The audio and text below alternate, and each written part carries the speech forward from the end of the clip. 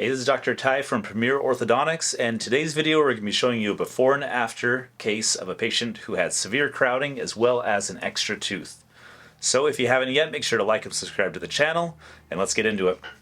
Alright, so this patient you can see has quite a bit of crowded teeth, and if you look at this area right here, you can see he had an extra tooth that grew in right between the front two teeth. And it was taken out prior to this photo though. But you can see right where that area is, kind of the big indentation, that was where he had an extra tooth. So because he had that extra tooth, basically it pushed everything else to the side, and that made these canines not have enough teeth to drop in. Even if he didn't have that tooth, he probably would have been a little crowded, but that certainly caused quite a bit more severe crowding. You can see from the top, all those teeth were pushed over here, making it to where this tooth didn't have a spot to grow in. Then same thing over here, this one was blocked out. So this was a pretty severe case of crowding, and when we look at cases like this that have a lot of crowding with their teeth, we have to decide, do we have enough room to get all the teeth in? And if so, how are we going to do that? Or if not, do we need to take some teeth out to make room?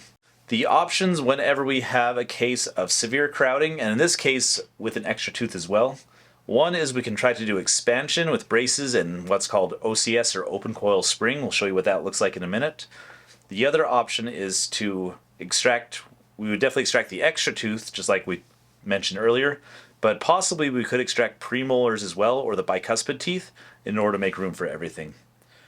So this patient, we looked at him, we were looking at, can we push all these teeth to the center where he has this space and make room for these canines. You can see mathematically the space that's there and then the space that's needed for those canine teeth, that's definitely not quite enough. So then we have to decide if we push everything forward, it's going to end up kind of flaring or moving his teeth forward. Is that something that's going to make this patient look better or worse? Does his lips and face and everything else have enough room to accommodate those teeth coming forward? All right, so to determine that, we would look at his profile from the side. So we look at this patient, you can see his lips are pretty flat, and that tells us that there is room for those teeth to come forward and bring those lips forward. If we were to take teeth out on this patient, I don't think it would necessarily be a bad thing either, but it would have a tendency to probably retract his lips a little bit. So in this patient, we decided to try doing non-extraction treatment. I usually, whenever we're kind of on the edge, I will start by doing non-extraction, see how it looks, because if we decide we don't like the way the teeth look once we move them forward, we always have the option to take teeth out and make room that way. But if you take teeth out, there's no putting them back, so that's why I always tend to err on the side of, if there's a chance we could do a non-extraction, let's try that first, and then if we decide we need to, we can always change course 6 months, a year into the process and make that decision. Alright, so we decided to start off by using open coil spring or OCS to get the teeth into the right position. So this animation shows what open coil spring is. So this patient, or in the animation, has blocked out canines. So you would place the braces, and this is what the open coil spring looks like. And it basically is placed between the brackets, and it's going to gradually push the teeth apart. And you can see as you're pushing those teeth apart, those front teeth are advancing forward and are coming forward. And that's why, like I mentioned earlier, we need to take that into consideration. Is that going to look good or bad for that patient when we advance those teeth forward? So we used open coil spring on this patient. And this isn't the patient, but you can see kind of how this looks on a real live person. You would place this spring in to try to push all the front teeth forward and make space for these teeth to come in. So we placed our open coil spring between these two teeth and between these two teeth. And by doing that, we're going to be moving all these teeth forward. So first they move into that space, and then once that space is gone, they continue moving forward and start coming forward as well. And on the bottom, same thing, as we line these teeth up, they're all going to have a tendency to want to move forward as well.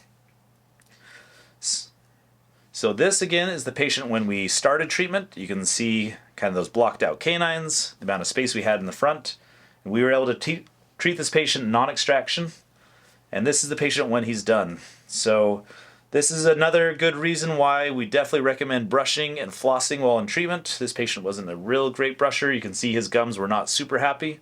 Good news is now that the braces are off and he's got time to brush and floss, that should get much healthier. But you can see kind of the angulation of these front teeth definitely came forward. But starting off, he kind of had upright teeth anyway, so we felt like this wasn't a bad thing. This was not, something we were too worried about. The gum height on these canine teeth, this generally will happen as these teeth are brought in. A lot of times, unfortunately, sometimes the gum will travel up onto the root a little bit more. That's because when the tooth comes in this position, it's actually growing in outside of the bone. And then as we start to move it, because it's not in bone, the gum has a tendency to kind of move up or stay in that position. So as we bring the tooth down, sometimes the gum doesn't come down with it.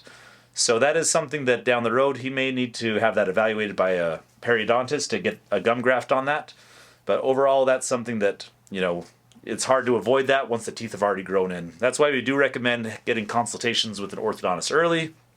And if we see this happening, we can move the teeth into the right position so these teeth can grow into the right spot. Once they're grown in, it's kind of a done deal that this is probably going to happen just because of the position of those teeth. So looking at the patient from the side, like I mentioned here, at the start he had fairly flat lips. And so when we were done, he actually has a better profile. So we like the way this looks. As the teeth were pushed forward, his lips actually got a little bit more full, gave him a little bit more balance to his profile. And this angulation of the teeth, I think, is not bad at all. It's something that we were pretty happy with. So overall, this case treated very well. If we could have had a little bit more, brushing and flossing, visits to the dentist, all that, it would have been better. This patient was treated in about a little under a year and a half. So it was pretty quick treatment.